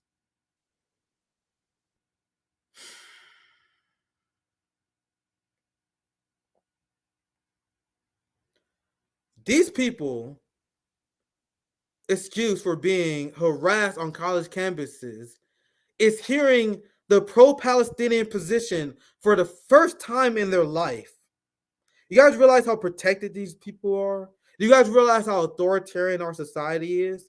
Do you guys realize how we completely crack down on the freedom of speech of pro-Palestinian protesters? Do you guys understand why Palestinians are too afraid to advocate for the correct one-state solution because they know they will be met with violence or financial retaliation? So after this Iron Dome of protection, literally and figuratively here, these people are hearing arguments. They are seeing society shifted against their privilege, propagandized cult upbringing that they lived through for the first time in their life, and they can't handle it to the point where they are having whole ass mental breakdowns.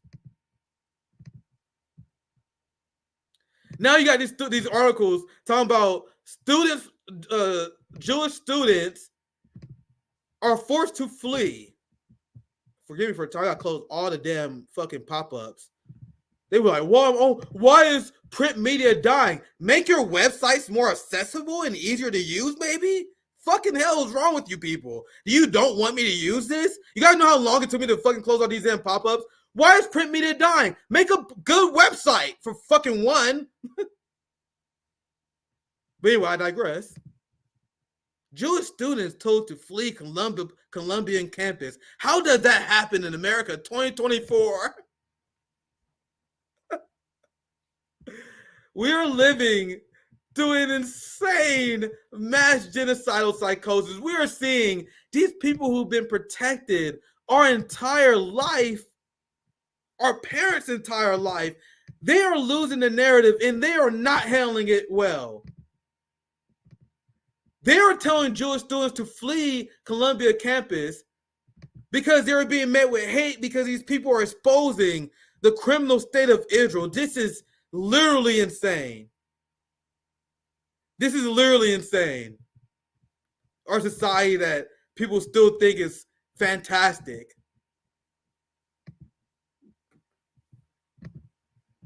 Now, I'm going to show you guys one of the funniest things ever as we wrap this stream up. So the narrative that the establishment been cooking, that I've been showing you guys, that we've been torturing ourselves through over the course of 90 minutes. Jewish students should flee. The rise of anti-Semitism, the rise of college campuses. It's so unsafe for Jewish students. This is the narrative. So you had this video that I still can't believe they post. That I'm sure you guys seen because Jesus Christ has got 36 million views. Jesus Christ. This backfired in epic way. Look at this. Look at the title. My wife is a brave Jew. I think the brave Jews are the Jewish people that are standing in protest and want to be retaliated against their academic institution and being smeared by the president. But he says, but she's a brave Jew for standing for the establishment. How cooked are you, bro? How colonized are you people, man? But anyway, he said, we stood alone at Yale University today. She wore no mask and was proud, ? Notice the horde hiding behind their mask. Of course, because she knows I know what he's saying now. Because they will be retaliated against by the establishment. You're taking the pro-establishment position? What? How cooked are you people? You guys are fucking cooked. Like growing up through Zionist propaganda, your guys' entire life, you guys may be idiot savants. Like you guys may become brain surgeons like Ben Carson. You guys may be good at math. You might be good at algebra. You know what I mean? You may become an accountant or something. But you guys have no, going through this propaganda completely robbed you guys of self-awareness and critical thinking skills for you guys to even think that this will ever go off well. Let's watch this video. I've been hyping it up.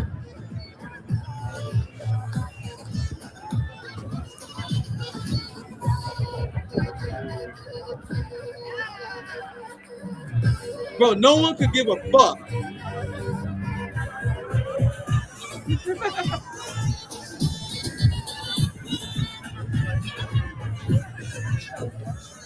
Now, I want you guys to think about this because this is my viral tweet that I sent out. I'm gonna show you guys that here later. As this continue, can you guys imagine the pure and utter violence that would happen if a Palestinian was in the middle of a pro-fascist Israeli rally, stood there with a t-shirt that said, "I am Palestinian," with a Palestinian flag?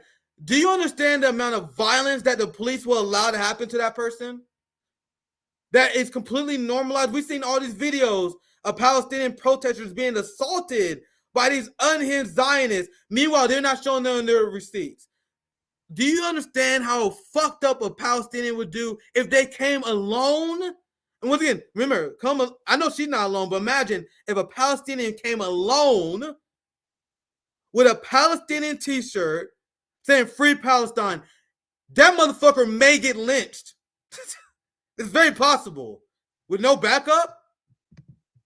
Now, let's watch the reaction that she gets in this campus that was defined by the corporate media as hostile to Jews and they should flee.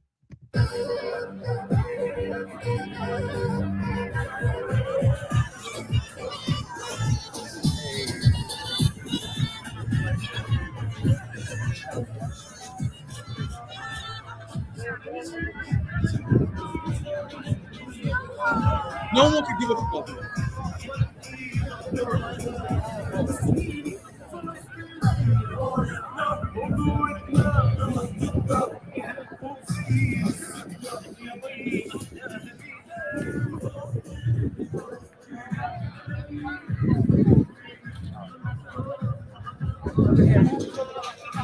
Bro, at this point, she realized she is not getting attention.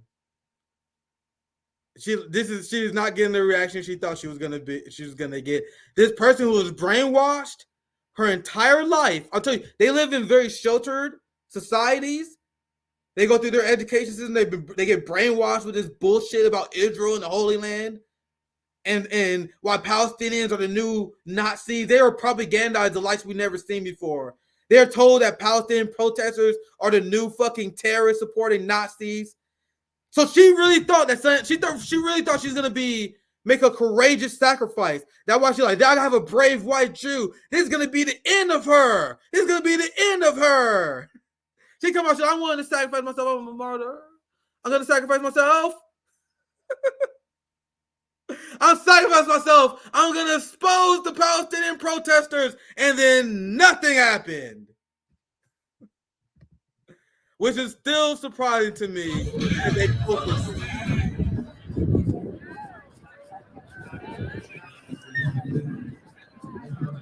What are you doing? What are you doing, bro? What are you even doing? So you guys know, bro. You guys know that we had to cook her. So she's being cooked by everyone, but we're gonna show what we did. I got 16,000 likes for saying the fucking obvious here. Not even trying. 16,000 likes. Everyone's ratio on this shit. Literally, this is a giant propaganda L, one of many that Israelis are taking. So I said, like I mentioned before, can you imagine if a Palestinian did this at a pro-fascist Israeli rally? It would get violent quick. That's the difference between us and you monsters. That's the language I use. That's why they hate us. And I still got 16,000 likes because there are monsters and everyone know it. I damn near ratio you guys. I get tens of thousands. Guys, you guys should see I get thousands of likes on these replies to these Zionists, calling them out as the monsters that they are. You guys know we got the greatest community of all time. Our community dropped the meme of the day, fam. It came from our community, my friends. Big shout out to Izza for dropping this. Because this is probably the best use of meme I've ever seen. This sums up the video in a way that I've never seen anything else summed up this video. There's no other replies. There's no other response. that I can give you that is better than this right here. This is literally classic. This is vintage internet. I feel like I went back to 2015, 2005 for this right here, because this is literally what just happened. This lady got cooked so bad, they made this meme in like 5 hours. This was posted immediately. And I can't stress enough, this came from my post. This went viral everywhere. It came from our community. Big shout out to Izza here. Because this is what the reality of what this person did. She thought this declaring that she's a Jew will lead to a big viral moment for them. It led to another PR disaster. I'll read the meme for the people only listening. I see people watching is already having fun like I am. You gotta see this. I don't remember the name of the celebrity, but this comedic character. This is a drastic part of me. Help me out. You guys know I'm bad with pop culture, but this comedic character says, imitating a caricature of what a Zionist think a pro-Palestinian would say. Jew, look, we got a Jew over here. See, no one cares because no one cared at this PR stunt. And this was an epic disaster. I tried to share this meme because this shit was a classic. I wish they posted it earlier because it came late. Like, bro, if they posted this meme earlier, bro, I swear to God, that shit would have put up mad numbers. What a response that sums it up more than anything. Bro, she getting destroyed by everyone. This is our friend, comrade Misty. You guys know Misty. I'm gonna have her back here soon. But this is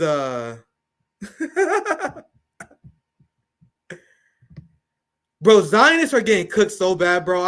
Why you guys think we're seeing this uniquely unhinged fascism from Morning Joe, from the establishment Zionists calling for essentially the police state to criminalize any dissent against Israel?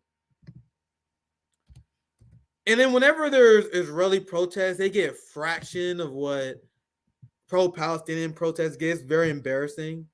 The reason why they want to ban TikTok is because Zionists literally complain that if you look at all the top trends on TikTok, they are overwhelmingly pro-Palestinian. And then if you look at the pro-Israeli hashtags, it's a fraction of what pro-Palestinian content would get.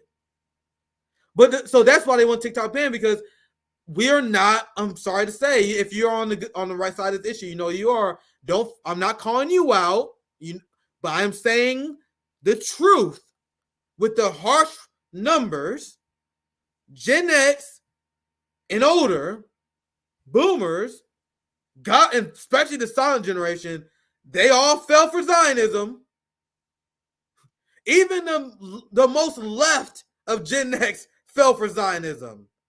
And if you're not one of them, don't feel personally attacked. But I'm just looking at the damn numbers, my friend. It's the young people. It's my generation that's like, wait, what? Wait, what? APAC? What is APAC? Wait, a lobby that? Hold up. Wait, so so the Palestinians lived there first? What? What are you talking about?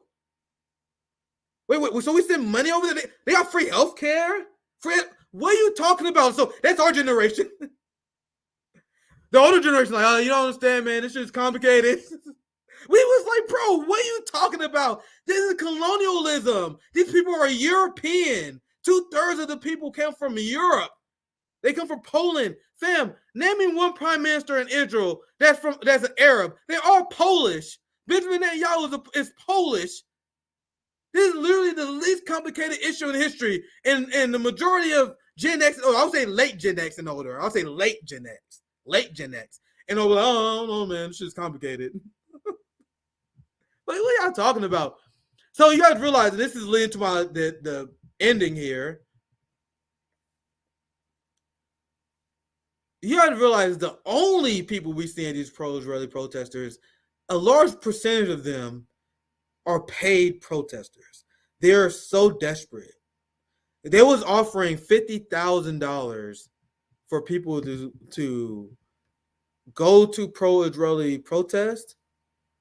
They was also paying them to go to pro-Palestinian protests to provoke them, because that's the only thing that Zionists have, is using deceit. They're extremely deceitful, literally the most evil populists we've seen. Easy since, well, I would say, well, the Reagan Pentagon era, but I dumb it down since because they're still supporting Zionism. So I caught myself. I was about to say since Hitler, but hey, man, Genocide Joe, man, he got a lot of bodies on his name, bro. The reason I say that because I actually get annoyed when everyone used Hitler and everyone used Germany. And I'm not saying I'm not guilty of it too, but you got to realize that Henry Kissinger and his crimes in Cambodia and Vietnam, you got to know the establishment goes back to World War II because they can't use any modern criminals because they would have to use themselves. I don't believe in lesser two evilism. That's not what I'm doing. Hitler is a fucking Michael Jordan of evil. But bro, you got people that's up there. Henry Kissinger is up there, bro. You got they bombed Cambodia to the Stone Ages, bro. But anyway, I need to stop ranting. But you gotta know, you gotta know what Henry Kissinger did. I need to wrap up the show. So let's get to this video. This is from my friends at Hotspot. Bro, I need to go fucking bed because I gotta make a hotspot in the morning. It's late. It's Nick at night. I gotta make a hotspot in the morning. I gotta go on Nico's show. Which I can't wait. It's gonna be fun. Then I'm co-hosting on Due Dissidence tomorrow. So man, fucking busy times. So I need to fucking wrap this stream up. Let's watch this video from our friends Hotspot, who always, once again, they do more to help me make these videos. Hotspot is fantastic. I'm honored to be working with Hotspot, my friends. The amount of receipts that they show all the time. By the way, if you want to find them, they are Hotspot. You gotta type it in twice on X. The amount of receipts that they show every day, bro. Our boy Greg and them, they be in the lab cooking. Our boy Nico and them be cooking. The receipts that they have is fucking fire. But anyway, let's play the video. Proof that pro-Israeli groups pay protesters $50K to smear students and activists. Footage from an undercover Al Jazeera investigation leaked after getting blocked from being released in the U.S. shows pro-Israeli demonstrations of American college students astroturf from the top.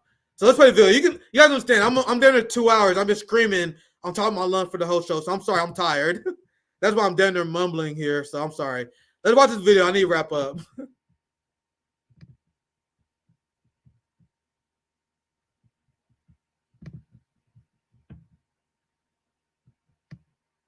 Like, we're going to be more pro-Israel than you can imagine. Just to like provoke everyone. The majority of Americans are pro-Israel. Whereas if you take a poll of Israel in the UK, it's just pure hatred. Yeah. Your country, like, basically let half of Pakistan move in. You know? So you have a different problem than we do here. The protesters are on a fellowship program run by a conservative think tank called the Hoover Institution. This is actually the first foot soldier activity that I think we've been forced to do. There's basically just like Noah Pollock coming and being like, look, there are these jihadis who basically support suicide bombing, and they're at a campus, and you have to stop them. So a chance to shout at Arabs? As we're leaving, we mentioned to our boss yesterday that we're going. She's like, oh yeah, that's mandatory. You need to go. Do you know what my worst nightmare is? I'm actually not kidding. It's a photo of Dion and I together, and we're just like clearly identifiable. And they're like, "Oh, who are these like traitors who sold out to the Jewish conspiracy for money?" I'm like, "We did. We cost $50,000 plus benefits."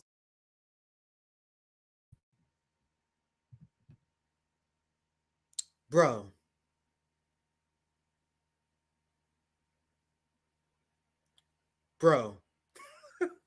We cost $50,000 plus. I just want to play that part again, bro. Is that really him? Is that him? Let me know, chat. Is that Tiger's black friend? I don't know. Is that Marshall? Is that him? That does look like him. I'm like, dude, that dude looks familiar. Let me know. I'm gonna go back because that part right there is crazy, bro. That shit is crazy to say. My worst nightmare is I'm actually not kidding. It's a photo of Dion and I together, and we're just like clearly identifiable. And they're like, "Oh, who are these like traitors who sold out to the Jewish conspiracy?" Oh yes, yeah. So I do want to give I want to give Hotspot I want to give Gray Zone credit for this as well. I wasn't trying to short them on credits because I see Gray Zone tag here at the end here. I didn't know it was their original work, so big shout out to the Gray Zone for this footage as well. Always good work for the Gray Zone. We always close with the Gray. I think Max Blumenthal was just on Savvy as well. But anyway, let's continue. Do you know what my worst nightmare is? I'm actually not kidding. It's a photo of Dion and I together, and we're just like clearly identifiable. And they're like, "Oh, who are these like traitors who sold out to the Jewish conspiracy?" That's really him. No way. It cost $50,000 plus benefits. No, of course. That's why he makes it on the Hill, man. That's why he's friends with Saigon. Bro, I told you, all these motherfuckers are connected, man. Is that him? Anyway, I'll let it continue. Holy shit. He said this is the Al Jazeera. All right, thank you guys for fact checking me. This is the Al Jazeera investigation. Anyway, I just want to get credit. It's not my work. That's all I want to do. I just want to get credit. So I appreciate you guys. Job getting me excited to show up and protest. It's kind of the way you're putting it kind of sounds a bit like astroturfing. No. This is astroturf. No, this is actually there's a bus. What does that mean? So it's when you set up things. It's the difference between grassroots and astroturf. You're taking corporate money and you're manufacturing the image of a grassroots movement with corporate money by basically paying people to appear as activists. It's not that astroturfing is wrong. It's just that, like, your astroturf has to be like committed. If you do happen to speak with any reporters, just stay on message. And what is that message? And once again, I just want to ask you guys this question that I don't know why establishment people never ask themselves. If your side have to do this, you're not on the side of justice. Is this what the side that's in the right does? Does anyone believe that? But anyway, we almost done. I'll let it finish here, and I'm gonna get to some super chats. Committed. If you do happen to speak with any reporters, just stay on message. And what is that message? SJP is a hate group. BDS is a hate movement. Oh, what the fuck? The only thing you probably want to mention is that SJP endorses violence, terrorism, things like that. Oh Jesus! Jesus Christ! You guys are gonna be great. Hey, SJP, what do you think of this? You agree? Resistance? Child suicide bombers? Real baby killers, these terrorists. They kill women, they kill children, they don't care about anything. Rape women too, all the time.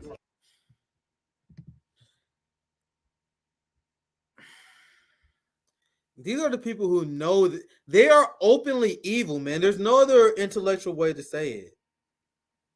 This is what people do when they know they're on the wrong side of history.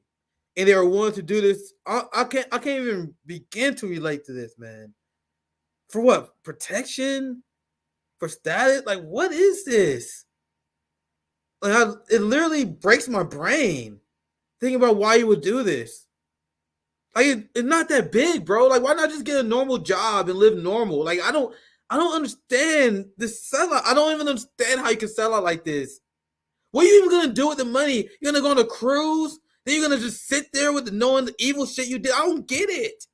You're gonna raise your children know you're gonna do evil shit. Then they're gonna be like, I don't get it. This is one of the things that I guess why they kill revolutionaries, why they kill people like us. We will never get it. I will never understand. Because they said BDS is a hate movement. And I use BDS openly to cancel people because you've seen people on the progressive left that spoke out against BDS. It's one of the things I warned people about John Fetterman when he spoke out on BDS. Nina Turner speak out against BDS, thinking that AIPAC wasn't going to go after him, and they did. You guys understand that BDS is boycott, divestment, and sanction.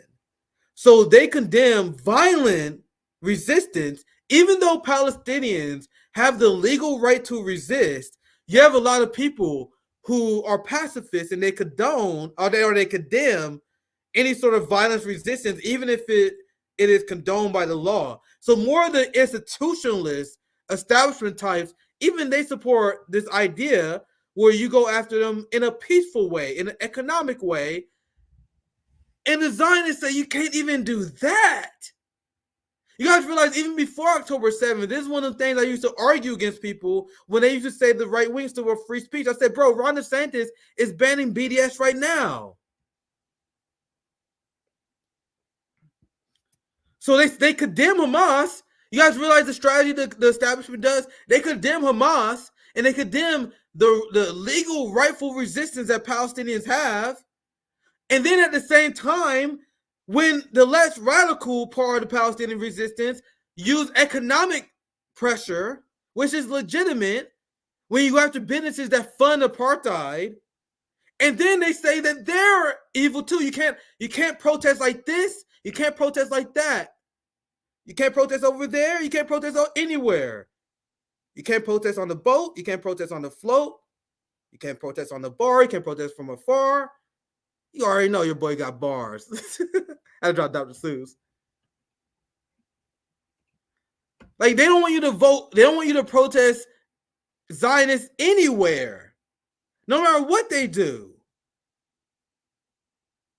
You can't use nonviolent resistance. They'll go after you if you not use nonviolence. If you use legal resistance, they say that you can, with their right to Second Amendment, the right to bear arms, to resist a tyrannical government, when it's outlined in the UN Charter that colonized people had the right to resist their colonized occupiers that deny them a state. It's them that is rebelling against international law. Dr. Nick Seuss. Man, I did that before. I tell you guys, I used to rap back in the day, back when I was younger. I'm not as good as I used to be. I used to be really good, but when you get older, you're not as hip as you used to be. Anyway, let's I guess I can wrap up here. I'm gonna put I want to put my merch merch up. Hopefully I put it in the receipts. I'm gonna go through some receipts here. But I think I went through all the receipts I want to go through today. I did 2 hours. I was planning an hour, but you guys know how this shit goes. Shit, I was about to cover AOC. Fuck. I think Nico covered it. Nico House covered this already, so I guess I have this up. You guys know our friend Hotspots. I love Hotspots so much. AOC went from bringing the ruckus, and now she's like a full-time nursing home staffer in less than 5 years. So look at this pathetic video. Nico kind of covered it already as well, so it's not clickbait, really. You guys know Nick and I is like 80% me ranting, and then some stories sometimes. So let's read some super chats. What's popping? I gotta wrap up because it's 2 hours. I was not planning this as always. But I'm going to join Nico House tomorrow morning. I'm co-hosting with Due Distance as well. Then I have Q Anthony on Lee on Thursday. God damn, man. We out here. I'm trying to see where I left off. I was asked about Dave Smith. I don't mind showing you guys chats again. And then we had a new member. Shout out to them. Man, I'm tired. You know how taxing it is to scream incoherently in the mic for 2 hours? Hey, Nick, what do you do for a living? I'll scream into my mic for 2 hours. Thanks for $5, James. I think I left off here. Then for 1999, Tiffany, Kim, thank you for this show. Really needed today. Been feeling super depressed by all that's been happening. Trust me, you're not the only one. You guys see how fucking like unhinged I'm becoming. It should impact me. So just know we are all in this together, my friend. Not sure what I'll do going forward, but you inspire me not to toss in the towel. Thank you, Tiffany. See, guys, this is why I do this. There's no other reason to do this other than inspire people to revolutionary action, even if it's only a handful of people. We inspire people to start mutual aid organizations. People told me I'm the reason why they hit the streets. They're not investing in electoral politics no more because of RBN. That's all we can do in this medium. So I'm not gonna stay on my laurels. I'll take my wins, but I use that to motivate me to continue because that's what we do. Man, this chat is moving fast as hell tonight. You gotta see my fucking my voice is damn near going out. There's 2 hours of me screaming. I'm trying to see if I'm missing these super chats. I would give them shout outs, but I know a lot of them enjoy they enjoy being incognito, but I know them. They are extremely smart, and big shout out to them. Big shout out to my editor, Greg. He's on Twitter, so I don't think he mind if I name drop him. Greg, big shout out to him. He helps edit my videos. But you guys know hotspot. Like if you're looking for, you guys tell me all the time you guys struggle to find them because you guys know if you drop an anti-imperialist content, they're gonna block you and shadow ban you, and they are shadow banned. So you gotta look up hotspot. You also can find. I retweet them all the time on my page. I mean, if you follow me on Twitter, if you follow Nico, you're gonna find them eventually. You know what I mean? If you're interested, you know what I mean? Israel is a threat to all humanity, and that's how I talk. That's how I talk to them about. That's how I talk about them. Jesus Christ! I'm sorry. I'm tired, guys. I'm tired. Thanks for $10. Italian Stalin. I tell them all the time. Cop City that they support is training cops to go after them. Yes. Poor white people rocking the blue stripe is so confusing. You guys know how much they pay cops? Cops is not in our class. Cops is part of the bourgeois. They're literally their armed henchmen. And they pay them and give them great benefit and retirement packages to buy them off. That's why they're so loyal. That's why when people are like, oh, you guys, I see people ask me, and this is a conversation we had a very long time ago. Was it during the General Strike Summit we talked about this? When we like, should we have cops part of the revolution? We was like, hell the fuck nah. What are you talking about?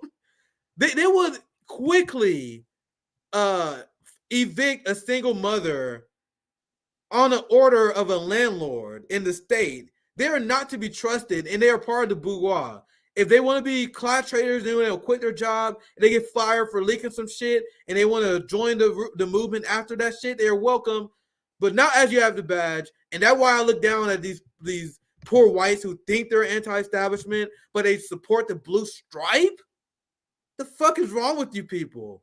I tell them that they will realize when the police come for their guns. Yes, and by the way, Biden was teaming with police. I was one of the only people who reported on this. I did a hotspot a long time ago on this, where they was teaming with the police, where they lobbied the Supreme Court to allow police to apprehend the guns of people without a warrant, and the Supreme Court struck that down.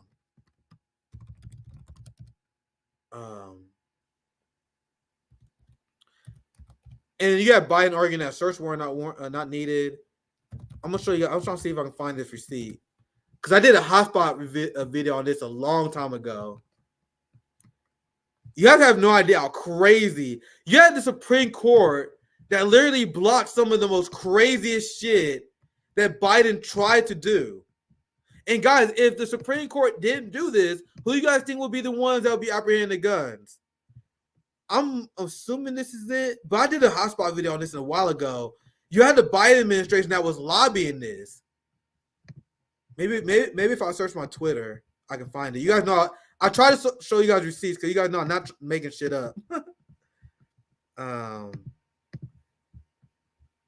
Anyway, let me read some hotspot. Let me read some super chats.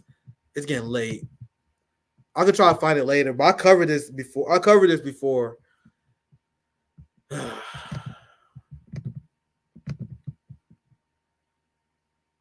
Well, I'll leave off. We got a few more. Why are working class white Americans so quick to blame poor black and brown folks for their country's problem instead of their own government?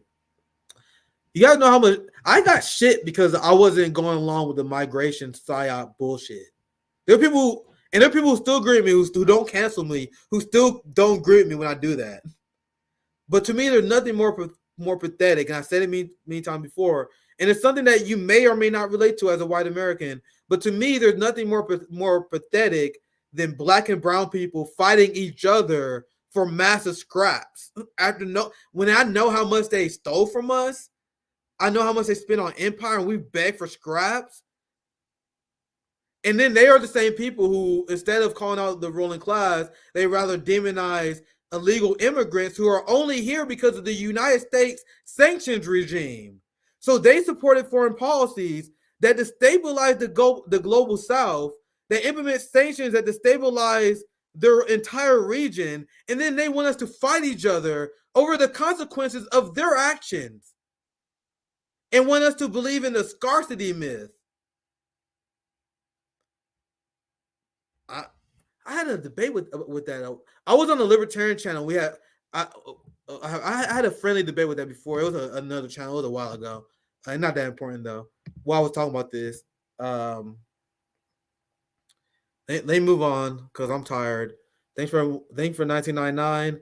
I am reading thank for John, friend of the show. I am reading the biography of Vo Nguyen Gaia right now. He studied the French Revolution and Napoleon in school, and then led the Vietnamese Communist Party with Ho Chi Minh to drive out the French and the Americans. John always leaving great substantive super chats as always. I see two more here. They for $5. Baser maternal rage. Bro, my mammogram is going to cost me, oh, Jesus Christ. Jesus Christ. 282 tomorrow, and this cuck is taking $50K for an AstroTurf campaign. Yeah. I have a family that deal with medical grid too, so that's pretty devastating to hear. My solidarity, comrade. Thank for $5. Do all things with love. We'll love to see RBN segment on state ballot initiatives. I covered that before. I covered the Missouri ballot initiative. That's really good. I had a viral tweet while I was breaking down the ballot initiatives in Missouri. But yeah, you're right. I'm gonna do another show on that definitely. Taking back our freedom of speech against Zionists and anti-BDS laws. Well said. What stream? Only plan on doing 2 hours, but 70% of this was me just trying to make some very strong and coherent points. I'm gonna try to get some rest. I'm gonna wake up tomorrow, make a hotspot video, dropping banger after banger after banger, even if I'm tired. And then I'm gonna go with my boy Nico, my hotspot assassin, my brother. Go on Nico's show tomorrow. Then I'm co-hosting Due Dissonance tomorrow as well. Then Nick at Night back again on Thursday with my brother Q Anthony Ali. So thank you guys for all the super chats. Thank you guys for all the support. Have a good rest of your night. Take care.